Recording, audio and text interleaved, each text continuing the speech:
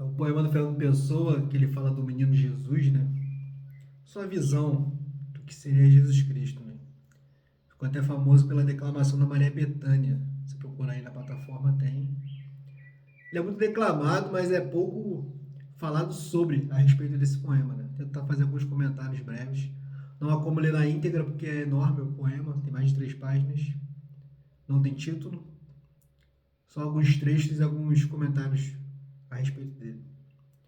No meio-dia de fim de primavera, tive um sonho como uma fotografia.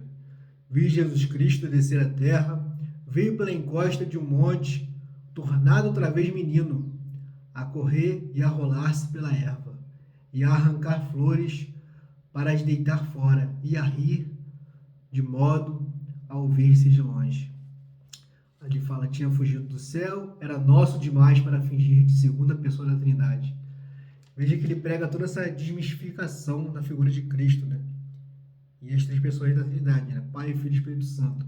Ele vai fazer uma brincadeira, como se Jesus descesse do céu, esquecesse sua nobreza, sua glória e se tornasse um menino, um garoto. É uma visão muito mais pequeno príncipe do que filho de Deus.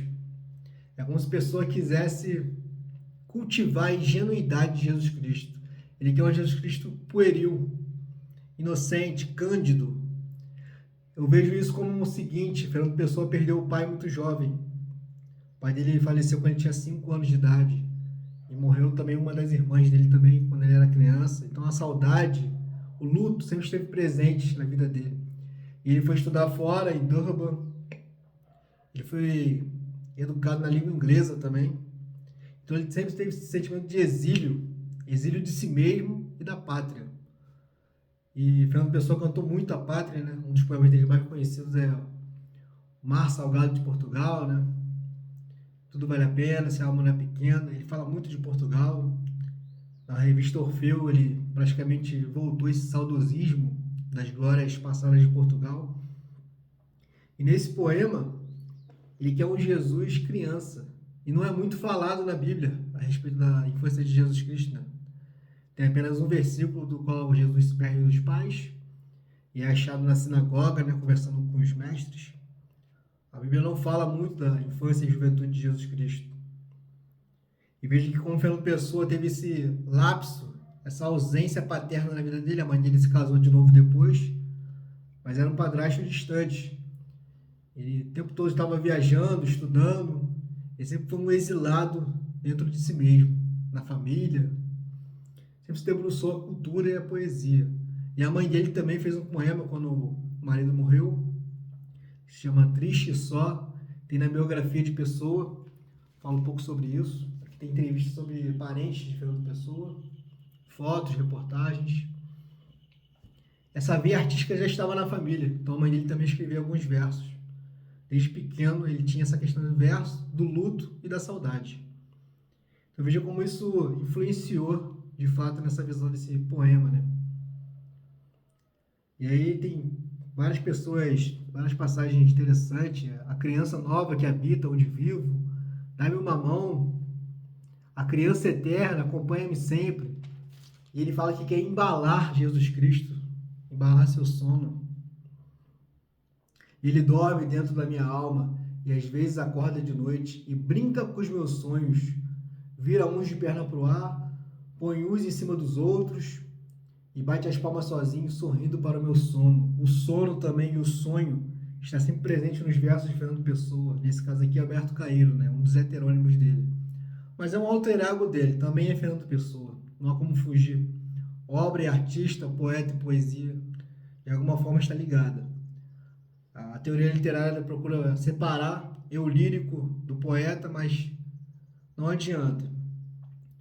Algo da vida do poeta que sempre vai se transparecer na sua arte, na sua obra, né? Então eu acredito que uma das últimas estrofes do poema, quando ele fala: quando eu morrer, filhinho, seja eu a criança, o mais pequeno, pega-me tu ao colo e leva-me para dentro da tua casa. Ou seja, esse anseio de Fernando Pessoa de ser embalado também. Ele quer embalar Jesus Cristo, por quê? Porque no fundo, ele sente falta desse abraço paterno, esse aconchego. Veja que como faz falta, né, a figura paterna numa criança. Isso vai reverberar até a sua fase adulta.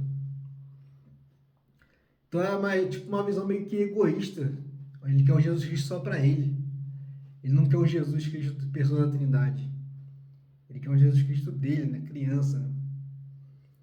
Isso lembra um pouco aquele filme A Última Tentação de Cristo, né? Que é baseado também num livro de Nikos Kazantzakis. O nome dele é complicado, né? A Tentação de Cristo, que justamente fala que um dos maiores empecilhos de Jesus Cristo da sua missão, né? A missão de Jesus Cristo era morrer pela humanidade. Seria de ser um homem comum.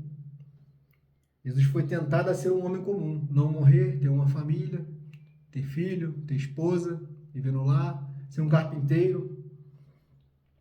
Vejo também um paralelo que faz esse poema de Fernando Pessoa. E logo depois também teremos o José Saramago, o Evangelho segundo Jesus Cristo, que também fala de um Jesus meio diferente, né? E também tem esse paralelo. Então é sobre isso que eu queria comentar um pouco, né? Essa troca do Fernando Pessoa, do Jesus Cristo que sacrifica pela humanidade, do Jesus Cristo que ele quer ser embalado.